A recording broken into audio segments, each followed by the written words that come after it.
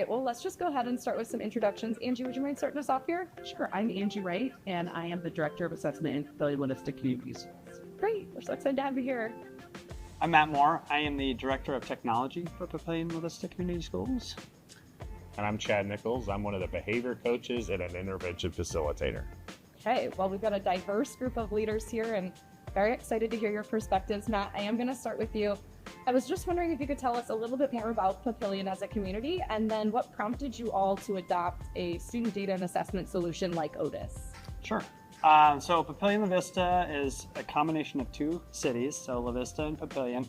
And it's a community where we have approximately 24 buildings, 12,000 students, a little over 1,000 staff. So we were looking for something where we could get all of our data into one system and our teachers could utilize that to make good decisions that drive the instruction.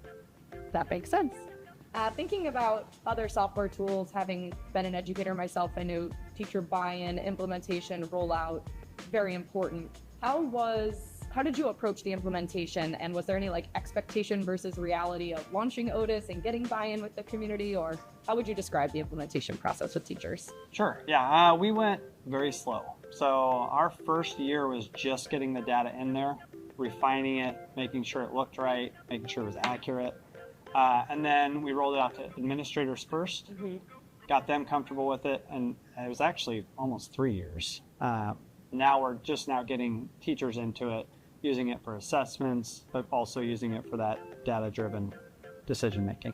So it sounds like you had a North Star and you kind of kept pushing there, but added other little things along the way. Yes. Yep. That makes sense. I'd love to hear from each of you just kind of about the shift. If you've had a data warehouse before, or what has it been like, given your unique roles, having all of your data in Otus and kind of using it as that central hub to both at the admin and teacher level use data to make better decisions. Chad, did you want to jump in at all from your role, how that data, how the shift has been in using data in different ways through Otus?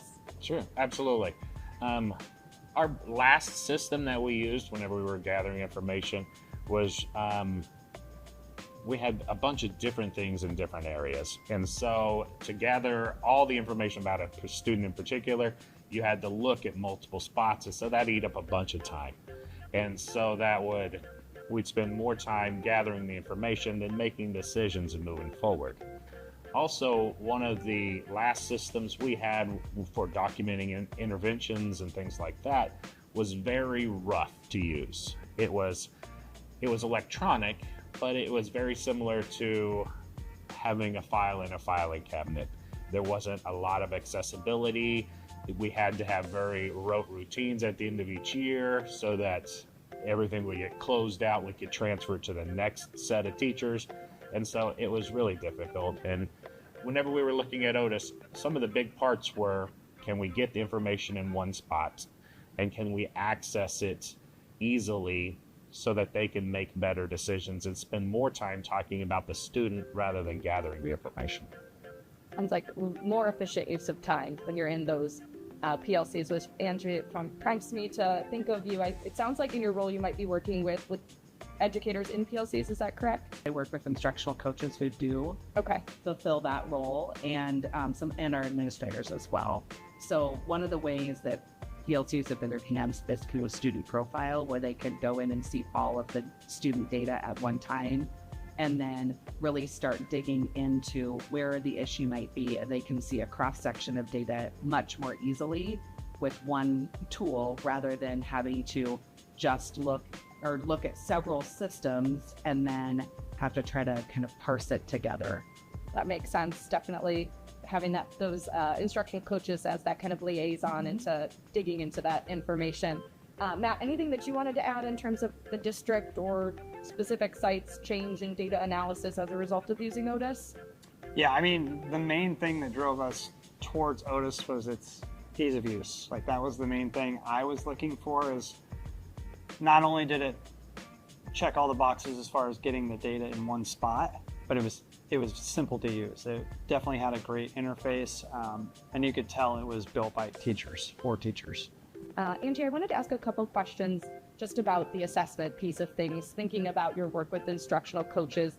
I think I heard that the district is considering or starting a process of looking at kind of building their assessments in Otus to further streamline where the data is housed. Is there anything you could share about what that process looked like to start, and then maybe where you hope to grow with it, or what that looks like right now? So when we have our curriculum adoption process, part of that process is building or refining district common assessments that we use across the district in all classrooms. And so as we are looking at what our needs are with assessment for each course or grade level, then we're saying what's the best way to administer that assessment. And Otus has come into play several times. We start with each group, so we haven't done across the district, across all content areas yet, because we haven't done that curriculum work yet. Sure. But our high school social studies and middle school social studies teachers use it this year.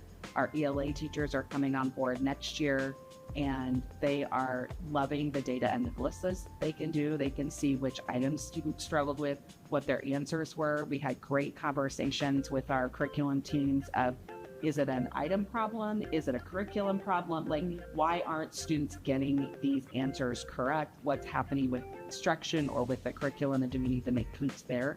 So it gave us great insights into that. And then it gives them great insights into them as a teacher and as a classroom. How am I doing, and what adjustments do I need to make to my instruction so that students do have a better understanding of this particular question or concept? And so that's been really powerful for teachers. And we can look at it from the district lens, from the school lens, and then the classroom lens. So we can dig deeper into that data, and that's been really powerful. That makes sense. It's almost like it's removing that gotcha moment, because you're just kind of building up that data fluency and looking at data regularly to be able to say, like, was this me? Was this instruction? Where was it? But it's not, a negative. It's a positive to be able to shift that, to have the data to make those decisions, to have that information. Well, thank you so much for elaborating on that. I'm curious, is there a push at all within the district to use this data for more personalized learning experiences? Is that something that's already happening in classrooms? Where does that fit into the picture for Papillion educators? We definitely talk about differentiation and the importance of differentiation. So I don't know that I would say personalized necessarily, and be personalized to each student, but definitely differentiation within the classroom and helping them to figure out the learner's profile and how they can best meet their needs. So that comes from our district common assessment data, but also all of the other data. And as administrators, are sites comparing performance across schools to make decisions around like resource allocation, curriculum, things like that? Or is that a future goal? I would say that's a future goal. Chad, in your role as the behavior coach for the district, can you tell me a little bit more about some of the supports that you all have put in place for students who may need a little intervention or extension opportunities, or perhaps aren't? I know in the past we've talked about like reading needs within the state. Can you share more about how you all are supporting students at both ends of the spectrum? Well, one of the big things about our use with Otus is our intervention tracking using the plans system. And so by putting our support plans for behavior into there, that's really part of our big step with our behavior. Behavior is also one of our next initiatives that we're pushing more to get people to understand the different types of data that lead into different behavior struggles and things like that. I think the academic information that we've put into it also leads to better decisions about behavior, because we can look at, okay, is this something that's triggered by academic struggles, or is this something that's caused by some other issue going on? And so for behavior-wise, it's really something we're doing a big push, especially this year. That's going to be one of our big focuses. So it sounds like there's some professional development for the team to really build up the capacity around the interventions that are in place, and then you'll be tracking that in Otus as far as students who are receiving those. Is that? Absolutely. Yep. The students who are receiving interventions will be tracked in Otus, and then we can do intervention review and have better discussions. That makes sense. Are teachers able to see the behavior plans that students are on? Yep. Okay. Every student or every teacher that has a student in their classroom can see their plan, and we've added it into there so that as they roll over, we're beginning to start our rollover process for this year. The next teacher, as soon as they're enrolled in their class, all their information they'll have access to. Very nice. That's definitely a perk there. So that's certainly glad to hear that.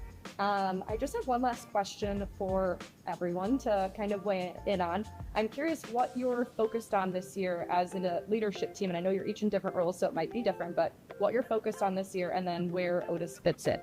Did you want to start each? Oh, Okay. Would you like me to rotate? No, take your time. well, assessment is Okay. my jam and my role. So I would say just continued use of data and refining the use of data within PLCs, refining the use of data when it comes to the continuous improvement process, and integrating Otus into that even more. So one of the nice things about Otus is that we can put our data in, and Otus helps us customize it so it looks the way we want and need it to look. And that has been really helpful because if principals or teachers or groups come to me with specific questions, I always say, well, what question are you trying to answer? And then we go to Otus. And if we can't answer the question with the data there, then I call our specialist at Otus and she can help us figure out, is the data already there and we need a different view on it, or do we need to provide some different data? So that's helpful. So just getting it so that we can answer the questions that teachers and principals and administrators have is kind of the focus with Otus. You have to be Exciting. I look forward to following along. Chad, how about you? Yeah, for me, from a technical perspective, I think pushing the automation even more so that way that data, we get more data in there and they have that instantaneous access to that data to where they can make those decisions on live data that's right there, that's current, that they're able to make actionable steps towards. So yeah, supporting these two really in their role to make sure that Otus is doing what they need it to do. Thank you. Thank you for your hard work to support your team. Absolutely. I'd love to hear it. Yeah. Chad, how about you? With interventions, we're really trying to get teams to understand the ease of access. Having data at your fingertips is really an important piece of those decision-making processes. And so getting teams comfortable with Otus and understanding this is so much easier to use than what we previously used. So let's get into it more and have those discussions and look at that information is really a big focus on the intervention side. Well, it sounds like you all have a very exciting year ahead. And yeah, we would just wish you luck and thank you for your partnership. Yeah. Thank you.